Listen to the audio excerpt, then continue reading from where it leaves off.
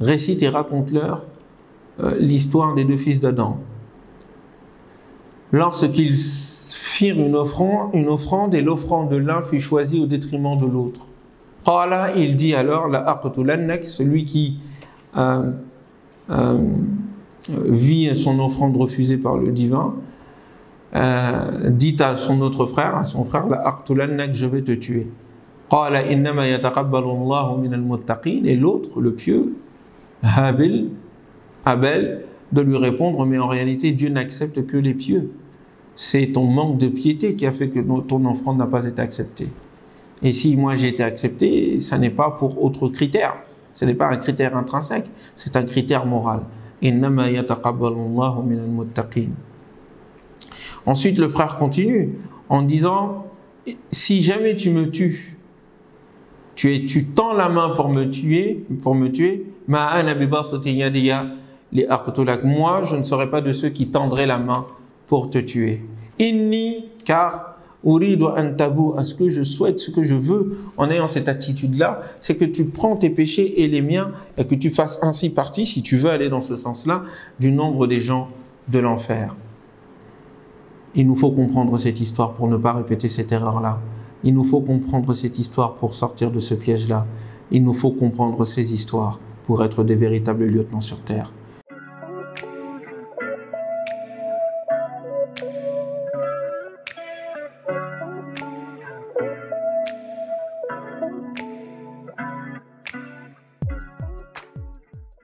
Assalamu alaikum wa rahmatullah, que la paix soit sur vous.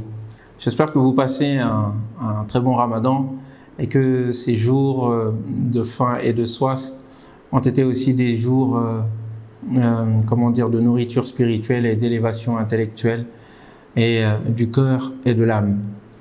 Nous sommes toujours avec l'histoire d'Adam. Elle est pleine de richesses, pleine d'enseignements.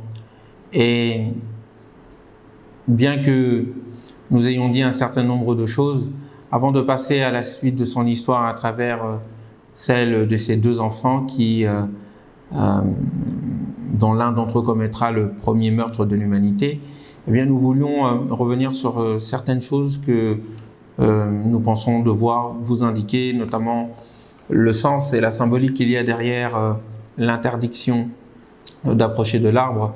Nous vous avions dit que c'était au fond l'épreuve de la liberté et qu'il n'y avait pas d'épreuve sans limite imposée. Et nous voulions rajouter à ceci, au fond, que deux choses sont à tirer en termes d'enseignement. La première des choses, c'est qu'il s'agit d'un arbre quelconque.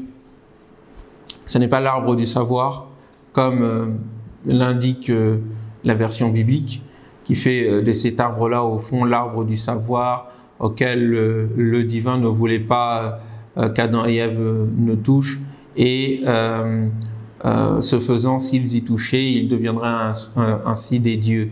Ce n'est pas cette vision-là, puisque la connaissance fut donnée à Adam dès le départ, avant même qu'il ne soit question de paradis ou de péché ou autre. L'arbre n'est pas l'arbre du savoir, et le savoir n'est pas interdit à l'être humain. Et celui-ci, savoir donc, n'est pas pour l'être humain une chose de l'ordre de l'absolu, mais de l'ordre du relatif qui avance.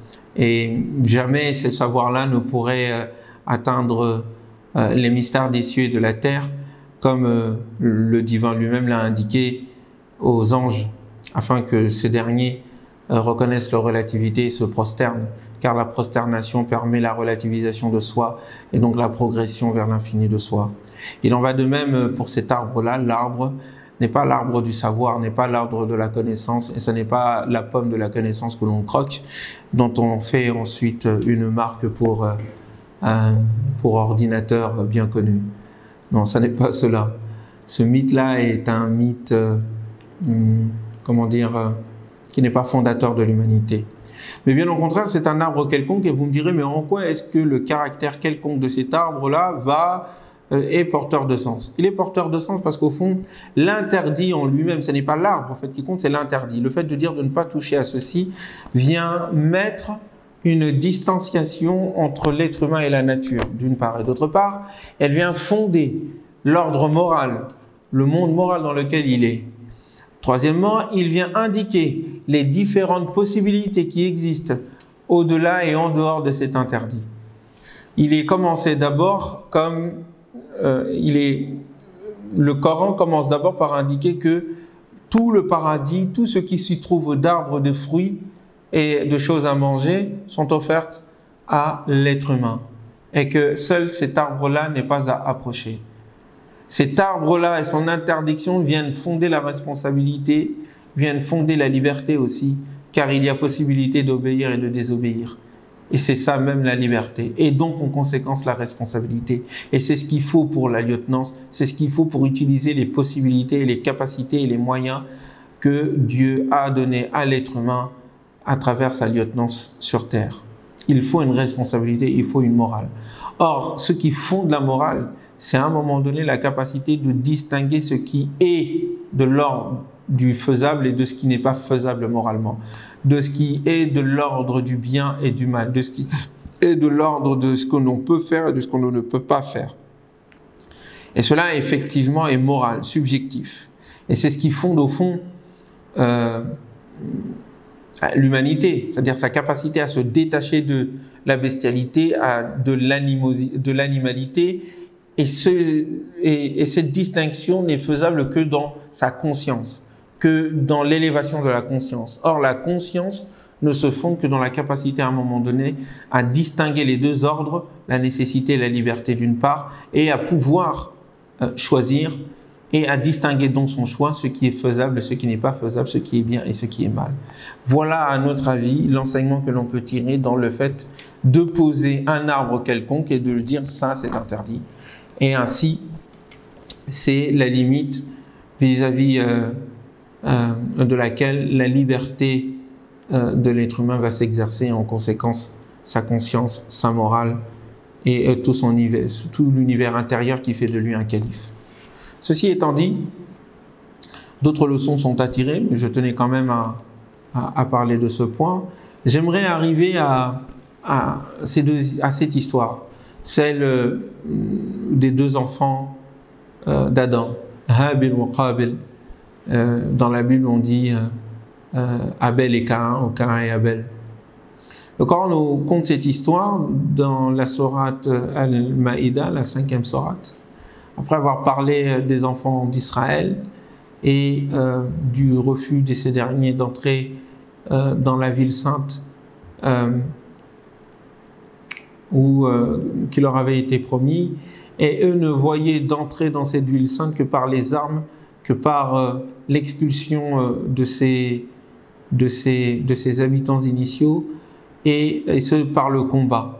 D'ailleurs, ils vont dire à Moïse en lui disant « Va, toi et ton Seigneur, combattez, et nous restons ici ».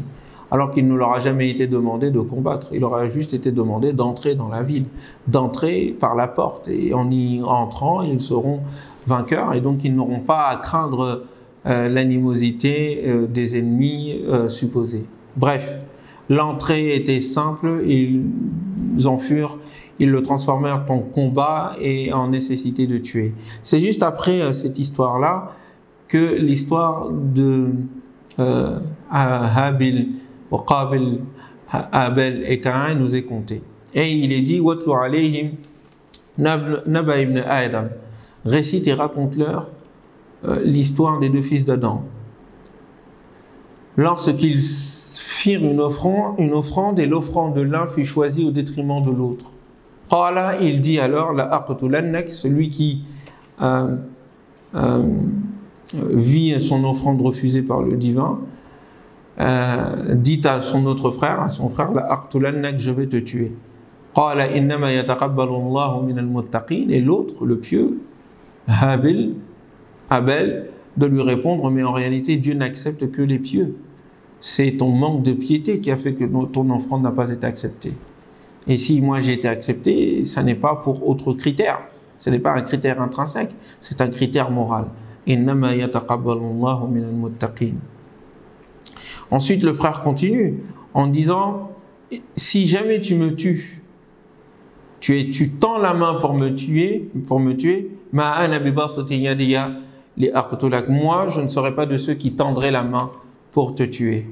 Inni, car Uridu an tabu, à ce que je souhaite, ce que je veux en ayant cette attitude-là, c'est que tu prends tes péchés et les miens et que tu fasses ainsi partie, si tu veux aller dans ce sens-là, du nombre des gens de l'enfer. Fatawwa'at lahu nafsuhu qatla ahlihi. Et son âme lui fit embellir et fut ployée pour lui cette envie de tuer l'intention et la volonté de tuer son frère, et il le tua donc. فأصبح من الخاسرين. Il fut donc ainsi parti des perdants. فبعث الله غرابا. Et Dieu envoyait à ce moment-là ensuite un oiseau, un corbeau, un oiseau, afin afin de lui montrer comment il doit protéger, enterrer en fait son frère, cacher, protéger la sawa, le corps sans défense et cadavérique de son frère. Qala, et lorsqu'il le vit, Ya waylata, malheur à moi, a'ajaztu, et j'étais incapable de protéger et d'enterrer en fait mon frère comme cet oiseau le fit avec le sien. Fa asbaha minan nadimin, il fit donc partie de ceux qui regrettent. Min ajli zalika, continue le Coran, et c'est pour cette raison katabna ala bani Israël, que nous prescrivîmes aux enfants d'Israël, annahu man qatala nafsan bighayri nafs, celui qui tue une âme bighayri nafsin, sans que cela soit en raison d'une âme qu'il aurait tuée, aw fasadin fil ard, ou d'une corruption qu'il sème sur terre, faka'annama qatala an-nasa jami'a, c'est comme s'il avait semé, et c'est comme s'il avait tué l'humanité entière. Wa man ahyaha, et c'est lui qui fait vivre une âme, faka'annama ahya an-nasa jami'a, c'est comme s'il avait fait vivre et rendu la vie à toute l'humanité. Voilà l'histoire telle qu'elle nous est contée dans le Coran en tous les cas. Quel est l'enseignement qu'il faut en tirer? La première des choses, avant de tirer des enseignements, j'aimerais évacuer un certain nombre d'histoires qui sont racontées autour de cela et qui malheureusement nous sont contées même dans des programmes islamiques entre guillemets à nos enfants et tout ce qui va avec. Je me souviens de ma fille Hadia qui à un moment donné, après avoir lu des livres qui lui furent offerts pour lire ces histoires-là d'une part, et à travers des dessins animés religieux, entre guillemets, qui lui furent montrés. Et elle me demanda, elle dit mais papa, donc si j'ai bien compris, Abel et Akin et Abel se sont disputés parce qu'ils voulaient l'un et l'autre épouser la sœur de l'autre. Je dis comment ça? Et c'est une histoire que bien sûr on m'a racontée quand j'étais tout petit. Et cette histoire vous fut sans doute racontée, indiquant qu'au début de l'humanité, Adam et Ève, les enfants d'Adam et Ève se mariaient entre eux. Et que celle-ci, Ève, donnait des enfants par deux jumeaux, hommes et femmes. Et les jumeaux, le premier couple de jumeaux, se marier avec l'autre couple de jumeaux qui naîtrait après, et que Abel, devant épouser la fille ou la sœur avec laquelle Caïn serait né, Caïn devait épouser la sœur avec laquelle Abel serait né. Je dis serait, tout ça c'est conditionnel. Et donc de ce fait, Caïn voulait épouser la sœur avec laquelle lui il était né et ne voulait pas épouser celle qui lui était destinée. Et pour trancher l'affaire, alors une offrande fut proposée, l'un et l'autre, et puis en fin de compte c'est l'offrande d'Abel qui a été choisie. Ce dernier avait apporté une brebis et l'autre avait apporté des légumes, des fruits, enfin des choses de la terre, et que le feu sacré venant du ciel avait brûlé l'offrande d'Abel et avait délaissé celle de Caïn, et c'est la raison pour laquelle ce dernier fut en colère, pris de jalousie et voulut tuer son frère. Bref, je vous raconte cette histoire pour la nier immédiatement et pour la mettre de côté comme étant une histoire farfelue. Et je ne comprends pas comment d'ailleurs on peut raconter ce genre d'histoire, parce qu'au fond, on dit que l'inceste est possible. Parce que c'est ça, il a épousé sa sœur. On ne peut pas faire autrement. Donc, comment est-ce que les mariages se faisaient au début de l'humanité? Je n'étais pas là, je ne suis pas au courant, je ne sais pas ce qui s'y passe, et nous n'avons pas de révélation sur le sujet. Tout ce que nous pouvons avoir, ce ne sont que des élucubrations, des superstitions, qui n'ont pas de preuves concrètes. Ça, c'est un élément, et il est fort dommage que les musulmans aient repris cette histoire-là et cette interprétation-là pour ensuite le diffuser et au fond faire poser des questions à nos enfants et aux enfants que nous étions en se disant tiens, étrange, donc à l'époque l'inceste était possible. Bon, même si on avait pour justification que l'humanité à l'époque n'était pas assez nombreuse. Bon, ça c'est la parenthèse que je voulais indiquer et mettre de côté.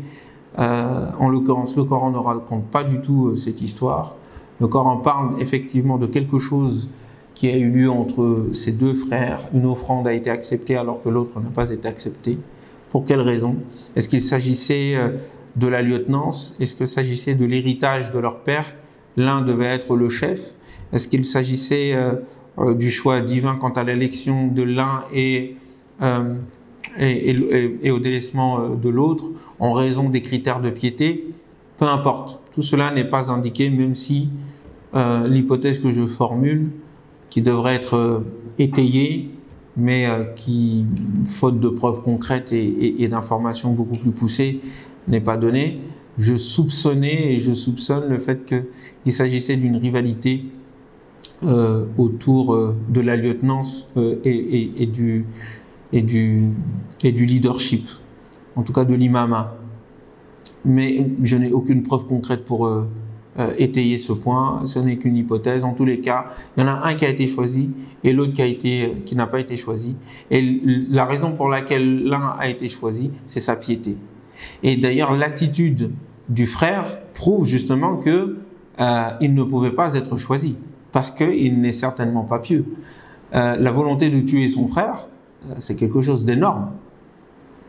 Et donc il prouve par lui-même, à travers son attitude, son animosité envers son frère, la raison pour laquelle il n'a pas été choisi et son offrande n'a pas été choisie, indépendamment de savoir quel est le but et la finalité de cette offrande et qu'est-ce qui a devancé cette offrande-là comme histoire, comme contexte. Deuxième leçon que l'on peut tirer, bon, il va tuer son frère. Mais ce qui est intéressant dans cette affaire, c'est que les anges ici, voyant ce spectacle, pourraient se dire, ce spectacle, cet événement dramatique, cette tragédie, et pas un spectacle, se dire, bah voyez, on a raison, il sème le sang, il sème la corruption et il verse le sang. Et c'est directement les enfants d'Adam, les deux fils. Et donc, cela confirme notre propos. Et pourtant, il y a dans cette histoire quelque chose qui montre cette capacité de dépassement du crime, ou en tout cas de cette corruption sur terre et du versement de sang, du meurtre, qui fut, comment dire, dont l'espèce humaine est accusée. C'est l'attitude d'Abel, de Habil. Il refuse de répondre par la violence. L'un veut être violent, il veut le tuer. L'autre refuse de répondre à la violence par la violence. Il va même jusqu'à se sacrifier pour rester fidèle à un principe. Principe qui est en lui, à sa conscience. Encore une fois, il est question de piété, il est question de conscience intime de Dieu, taqwa. Dieu n'accepte que de la part de ceux qui sont pieux, de ceux qui ont conscience de Dieu. Cette conscience qui habite le cœur de l'homme et qui le met en présence de Dieu, en présence de son arbitrage, et qui fait que il s'auto-limite, il s'auto-interdit. L'interdiction de l'arbre qui devait imposer la limite, n'ayant pas forcément été compris par les parents, va être intégré par le Fils, montrant ainsi une évolution dans l'éducation, une évolution dans la compréhension de l'humanité. lui va retenir la leçon. Et là, il ne s'agit plus de toucher un arbre, il s'agit de refuser la violence et d'attenter à la vie de son propre frère, quitte à y laisser la vie. Je ne te toucherai pas. Je ne répondrai pas à ta violence par la violence. Je vais mettre un terme à ta violence. Après moi, il n'y aura plus de violence. Voilà ce que nous enseigne ce passage-là. Et ça montre effectivement que l'être humain est au-delà de ceux dont l'accusaient les anges. Allons plus loin. Et l'autre, Caïn ou Qabil, le meurtrier. Nous voyons que quelque chose va se passer aussi lorsqu'il voit le spectacle cette fois-ci et l'attitude d'un animal, un oiseau, par rapport à son frère, son prochain, qu'il aurait tué, montrant ainsi la scène que Caïn lui-même a vécue et montrant ainsi comment ou pourquoi il faut enterrer son frère. Et il est pris de regret. Il faut réfléchir là-dessus. Pourquoi est-ce qu'il est pris de regret? Il ne regrettait pas son acte, de toute façon. Le regret qu'il eut, c'est de ne pas avoir eu l'attitude morale que cet oiseau a eue envers son prochain. Et donc, nécessité de respecter quand même la dépouille de son frère. De ne pas le trimballer comme ça, de ne pas le laisser à la merci des animaux qui vont le manger. Alors, il y a une histoire aussi qui est racontée là-dessus, et vous comprendrez que je ne suis pas, vu l'explication et la méditation que je fais de ce passage, eh bien, je ne suis pas d'accord. L'idée de dire que, en fait, l'être humain n'avait pas encore appris à enterrer les morts, et donc Caïn n'avait aucune idée de ce qu'il devait faire du cadavre. Il a juste tué son frère, mais il ne sait pas quoi en faire. Et donc, ne sachant pas quoi en faire, il le traballa des jours et des jours, et jusqu'à ce que Dieu envoie cet oiseau et qu'il lui montre comment faire. Et donc, il sut comment alors quoi faire du cadavre de son frère défunt. Non seulement parce que je ne suis pas d'accord avec ça, parce que ça indique que l'être humain à cette époque-là n'avait pas de conscience et de compréhension de ce qui font quand même son humanité. Le propre de l'humanité, c'est d'enterrer ses morts et de ne pas les laisser à la merci des animaux. Et au fond, cette attitude-là est une prise de conscience symbolique qui est la spécificité de l'être humain. Moi, je pense, à l'instar de l'un de mes chouyours, qu'au fond, au début, je n'avais pas compris son explication. C'était le cheikh Mohamed Diako, que je cite souvent d'ailleurs. Il avait dit quelque chose à l'époque où j'étais un peu jeune et que je n'avais pas compris et que j'ai fini par saisir ensuite. Quand il disait qu'au fond, Caïn avait refusé. Et il ne voulait pas, au fait, enterrer son frère. Il voulait le laisser comme ça. Et le fait d'avoir vu quand même des animaux, des oiseaux, agir de la sorte, agir plus humainement que lui, le mit en regret, en état de regret, et au fond le poussa à réfléchir sur lui-même en se disant, bon, quand même, je ne peux pas tout de même laisser la dépouille de mon frère ainsi. Et donc, cela montre aussi une autre évolution, une autre facette de l'humanité. Même le plus sanguinaire d'entre eux, tuer son propre frère, c'est quand même extrêmement grave.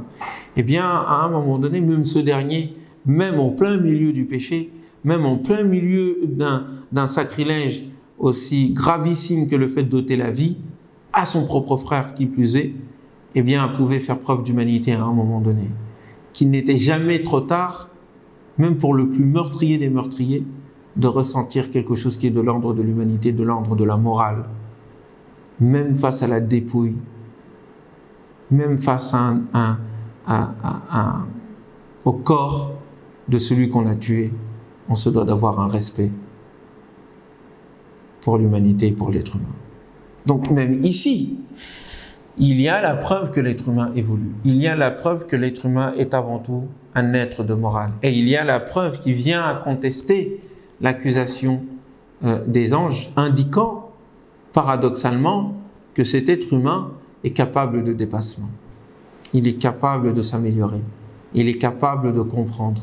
Il n'est pas piégé et il n'est pas condamné à répéter les mêmes erreurs. Il n'est pas condamné à refaire les mêmes péchés. Et le péché en est quelqu'un ne peut être plus grand que lui, sauf si il décide de faire autrement. Voilà la leçon que l'on peut tirer. Et donc, de ce fait, à partir de cette histoire-là, une décision, entre guillemets, législative, en tout cas morale, elle va être donnée aux enfants d'Israël. Est-ce la première des législations qui vient interdire formellement le fait de tuer un être humain et que cela soit mis dans le cadre d'une loi à travers un livre, la Torah? Peut-être.